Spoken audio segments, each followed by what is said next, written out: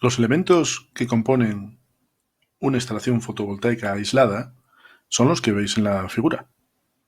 Está el módulo, está el regulador, las baterías, el inversor y el convertidor en el caso de que, lo necesitemos. El objetivo de las instalaciones fotovoltaicas aisladas es garantizar el suministro eléctrico, por lo que hay que conocer la potencia que necesitan los consumos. Con estos datos y con la información de la irradiación solar de cada mes en ese lugar, podemos obtener el mes crítico para el cual habrá que dimensionar las instalaciones. Para este mes, la instalación quedará dimensionada de una forma ajustada, pero para el resto de meses estará algo sobredimensionada. Los pasos a seguir son los que veis a continuación. El paso 1 se elabora una tabla con la irradiación media diaria en la ubicación de la instalación para cada mes y para diferentes ángulos de inclinación. El paso 2 se prepara una tabla con los consumos medios diarios de cada mes. El paso 3 sería en el que se elabora la tabla de consumo respecto de la irradiación de cada mes y para cada inclinación. El paso 4 se identifica para cada inclinación la mayor relación consumo-irradiación, determinando el mes más desfavorable para cada inclinación. El penúltimo paso sería, del conjunto de valores anteriores, se selecciona el ángulo que contenga el menor valor. Y el paso 6, se toman las horas solares pico del mes crítico y de la mejor inclinación de ese mes. En este ejemplo que veis, las tres tablas corresponderían a los pasos 1, 2 y 3. Una vez realizadas estas tres tablas, el paso 4 consiste en identificar para cada inclinación la mayor relación consumo-irradiación. Como veis en la última, está sombreado el mes de enero, ¿vale? En el paso 5 consiste en seleccionar entre los valores marcados en azul el ángulo de inclinación para el cual la relación consumo-irradiación es menor, que como veis es para 60 grados, que nos da un 0,694. El paso sexto tendríamos que determinar las horas solares pico, que en nuestro caso se trata del mes de enero de 60 grados. Y como veis, las horas solares pico para 60 grados, según la fórmula, nos da 3,113. El valor medio de horas solares pico está entre 3 y 6.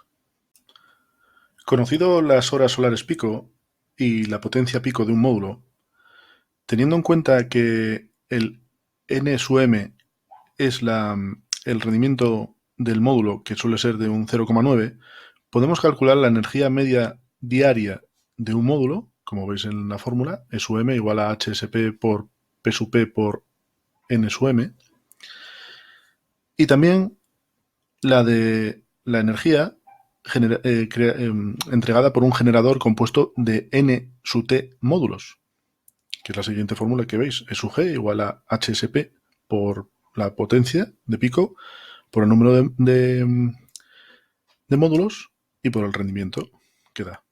Hay que tener en cuenta que no toda la energía que se calcula es la que va a dar, porque hay pérdidas en los conductores y demás. En esta lección he realizado numerosos ejercicios que podéis visitar en el canal de YouTube, y ahí os quedará bien claro todo el uso de estas fórmulas. En los parámetros para los módulos fotovoltaicos intervienen la potencia máxima generada, P sub P, que es igual a la tensión en el punto de máxima potencia multiplicado por la intensidad en el punto de máxima potencia. El factor de forma determina la relación entre la potencia máxima generada y la tensión a circuito abierto multiplicado por la intensidad de cortocircuito, como veis en la imagen. Y la eficiencia del módulo es la relación entre la potencia máxima generada por el módulo en condiciones CEM, que veremos a continuación, y el producto del área superficial del módulo por la irradiancia que incide sobre él. Las condiciones estándar de medida son las que veis a continuación en la figura. La irradiancia sobre el módulo tiene que ser 1000 vatios partido por metro cuadrado, la temperatura de las células 25, la incidencia de la radiación de forma perpendicular a los módulos y el espectro de la luz solar a una masa de aire de 1,5. A continuación podéis comprobar cómo se calcula las intensidades y las tensiones según la conexión que se haya realizado de los diferentes módulos. Para el cálculo del generador fotovoltaico en una instalación aislada, tenemos las fórmulas que veis a continuación. El número total de módulos, N sub T, se calcula con esa expresión que veis ahí. El rendimiento, N sub M, suele ser de 0,9. El número de módulos de serie, ya veis ahí también la fórmula. La tensión del sistema de baterías entre la tensión en el punto de máxima potencia del módulo, V sub M. Después está el número de módulos en paralelo, que es el número total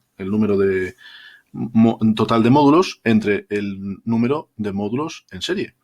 Y después ya está la fórmula para calcular la potencia pico o potencia máxima del generador fotovoltaico. Estas son las distintas expresiones que hay para calcular la capacidad del conjunto de baterías y la tensión según estén conectadas unas baterías con otras.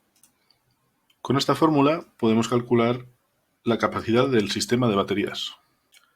En estas fórmulas que veis a continuación se puede calcular el regulador, teniendo en cuenta que se suele sobredimensionar en torno a un 20%, teniendo en cuenta el número de módulos en paralelo y la corriente de cortocircuito en uno de sus módulos, ¿vale? Y también habrá que determinar la máxima corriente que puede demandar los consumos en esa otra fórmula que veis, I sub R mayor que 1,20 por la corriente de consumo máxima que demanda los consumos máxima. Y después tenéis la fórmula que veis ahí, la de la corriente de consumo máxima, es igual a las potencias, partido por la tensión. Por tanto, la intensidad del regulador debe ser la intensidad comercial inmediatamente superior. Esto te dará un valor y tienes que tener en cuenta la inmediatamente superior que haya comercialmente hablando. Veremos ahora problemas de ello usando esto y así quedará todo muchísimo más claro.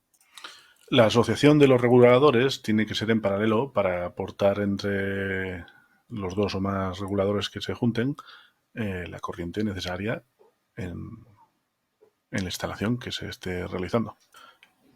En general, la potencia de un inversor se calcula teniendo en cuenta que sea capaz de proporcionar un 110% de la potencia que demandan los consumos en régimen normal, considerando todas las cargas que pueden funcionar a la vez.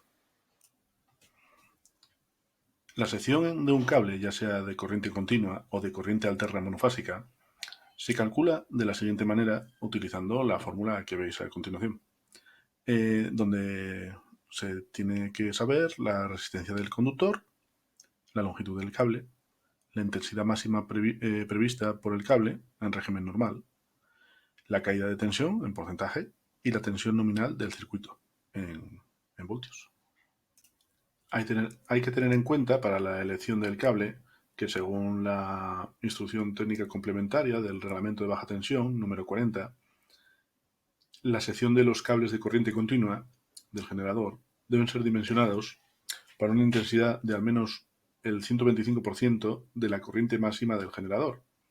Es decir, los cables del generador deben admitir una corriente máxima mayor de 1,25 por la corriente del generador.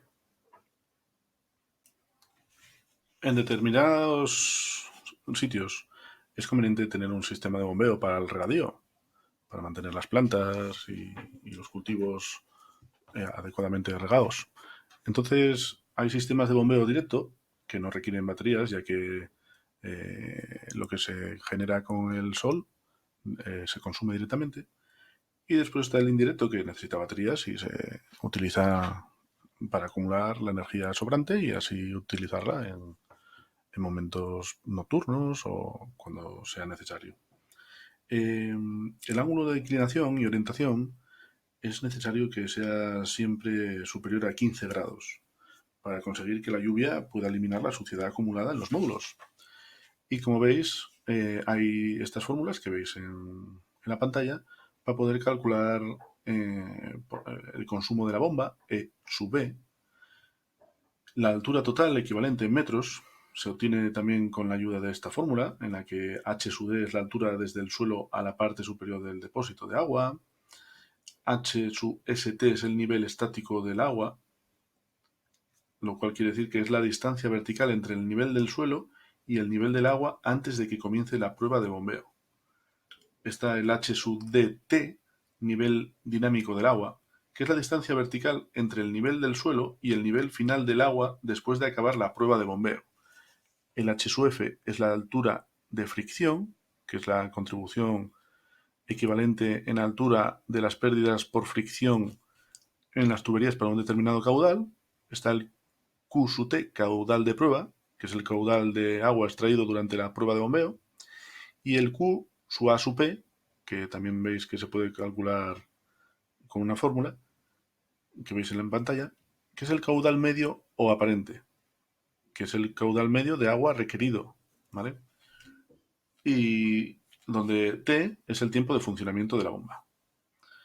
Después está la fórmula E igual a E sub B partido por R, que al igual que en cualquier instalación fotovoltaica, en un sistema de bombeo también existirán pérdidas eléctricas, por lo que el consumo eléctrico real se calcula así, siendo E sub B el consumo de la bomba, que hemos visto en la fórmula anterior, y R es el rendimiento global de la instalación, que se calcula de la misma manera que para una instalación fotovoltaica convencional.